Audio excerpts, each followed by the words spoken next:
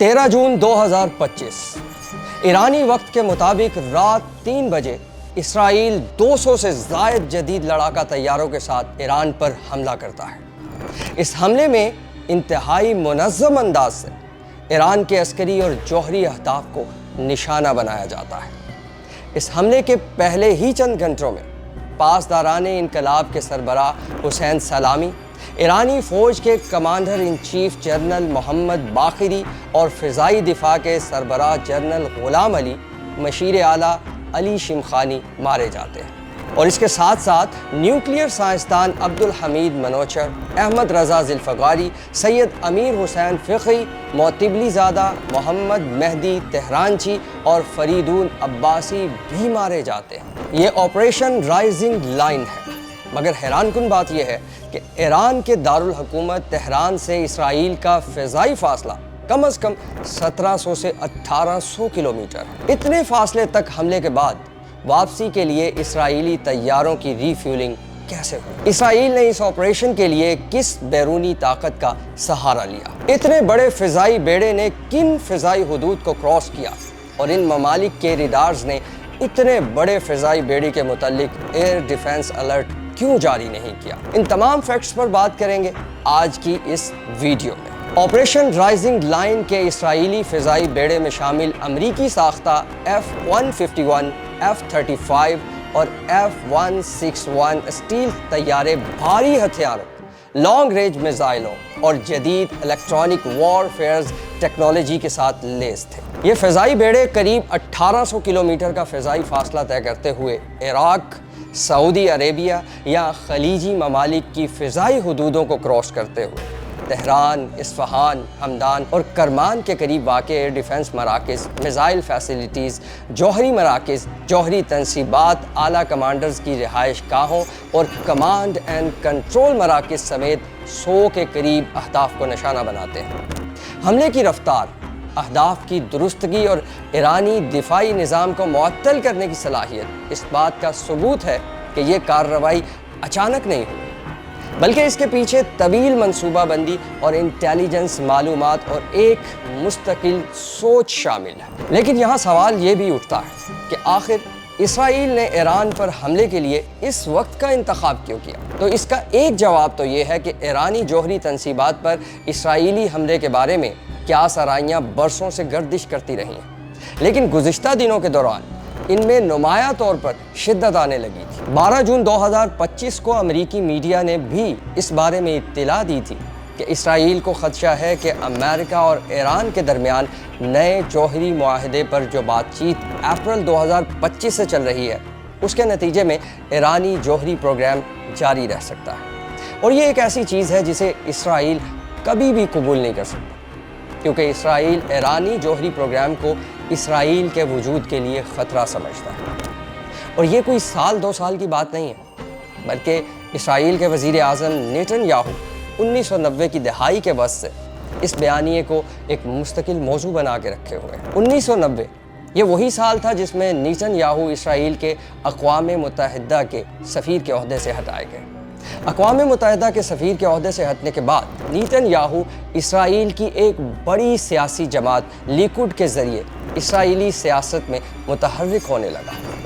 Nitin Yahoo نے ایرانی جوہری پروگرام کو اپنی پولیٹیکل کیمپین کا لازمی جزو بنا لیا، جس کے نتیجے میں نیتن یاہو کے سیاسی کیریئر کی راہیں تیزی کے ساتھ ہموار ہونے لگی۔ نیتن یاہو سال 1991 میں اسرائیلی وزارت خارجہ سے وابستہ ہوا، اور پھر سال 1993 میں نیتن یاہو لیکوڈ پارٹی کا لیڈر بننے میں کامیاب ہو گیا، جس کے نتیجے میں ٹھیک 3 سال کے بعد 1996 میں نیتن یاہو پہلی بار اسرائیل کا وزیر اعظم بنا۔ اب نیتن اسرائیلیوں کے دماغ میں اچھی طرح سے یہ چیز بٹھا چکا تھا کہ ایرانی جوہری پروگرام اسرائیل کے وجود کے لیے خطرہ ہے۔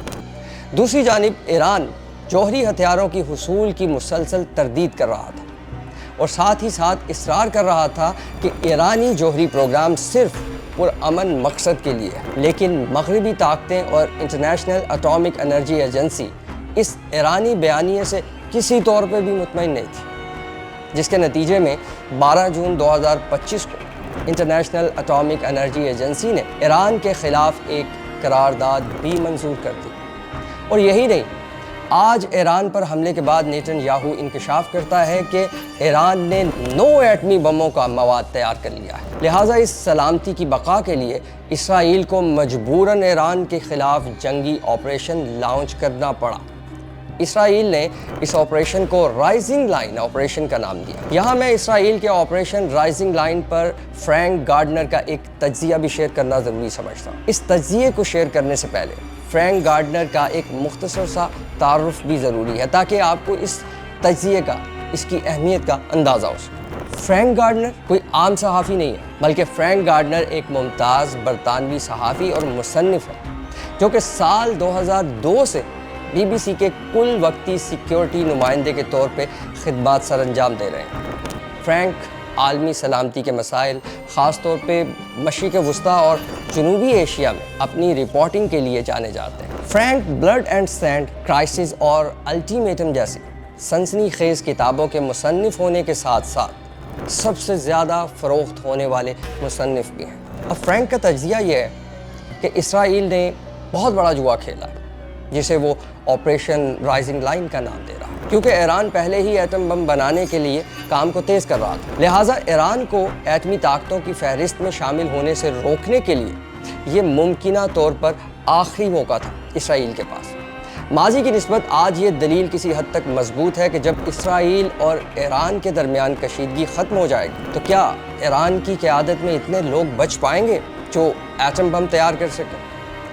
فرینک کے اس تجزیے کے مطابق اگر اسرائیل اپنے آپریشن رائزنگ لائن میں کامیاب ہو جاتا ہے تو ایران کا ایٹمی طاقتوں کی فہرست میں شامل ہونے کا چانس تقریباً نہ کے برابر رہ جاتا ہے۔ بی بی سی کی رپورٹ کے مطابق اسرائیل کا ایران پر حالیہ حملہ نہ صرف گزشتہ برس کی 2 سابقہ فوجی کارروائیوں کے مقابلے میں زیادہ بڑا اور شدید رہا، بلکہ اسرائیل نے کچھ ایسی حکمت عملی بھی اختیار کی جو نومبر 2024 میں لبنان میں حزب اللہ کے خلاف اسرائیلی کارروائی میں استعمال کی گئی تھی، کیونکہ یہ کارروائی صرف ایرانی میزائل اڈوں کو نشانہ بنانے کے لیے نہیں کی گئی، بلکہ ایران کی قیادت کے اہم ارکان کو بھی نشانہ بنانے کے متعلق ہے۔ تہران سے موصول ہونے والی ویڈیو فوٹیجز میں صاف طور پہ دیکھا جا سکتا ہے مخصوص عمارتوں کو نشانہ بنایا گیا جو کہ بیروت کے جنوبی مضافاتی علاقوں پر اسرائیلی حملوں سے مماثلت رکھتے ہیں، جن میں حزب اللہ کے رہنما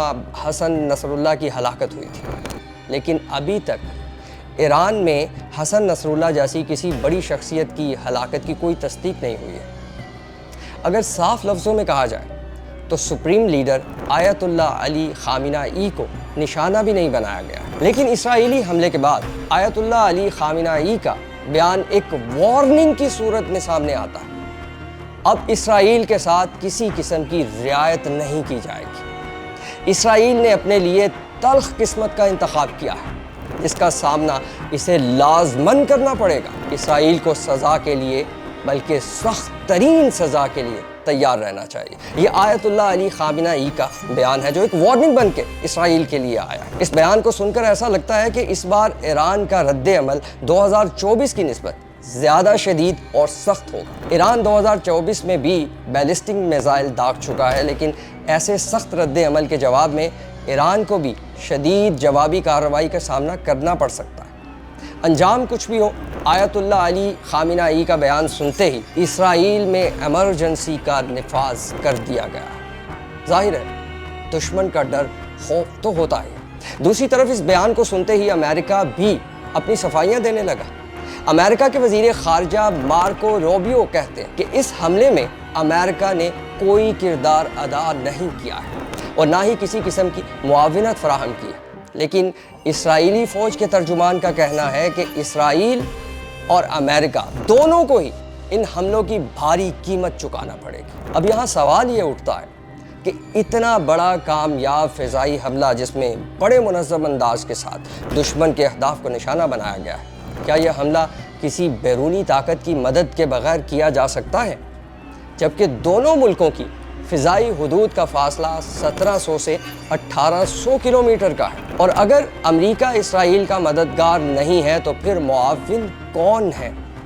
کیونکہ اسرائیلی طیاروں کو لازمی طور پر ری فیولنگ کی ضرورت پیش آتی ہوگی، خاص طور پہ جب وہ بھاری بم لے کر پرواز کر رہے ہیں۔ اس وقت اسرائیل کے پاس صرف 7 یا 8 KC-707 ریم بوئنگ ری فیولنگ طیارے موجود ہیں، جو کہ محدود تعداد میں لڑاکا طیاروں کو ایندھن فراہم کر سکتے ہیں۔ 200 کے لگ بھگ طیاروں پر مشتمل بیڑے کے لیے یہ سہولت صرف ناکافی ہے، بلکہ اس بات کا واضح ثبوت ہے کہ اسرائیل نے اس آپریشن کے لیے لازمی طور پہ بیرونی مدد حاصل کی ہے۔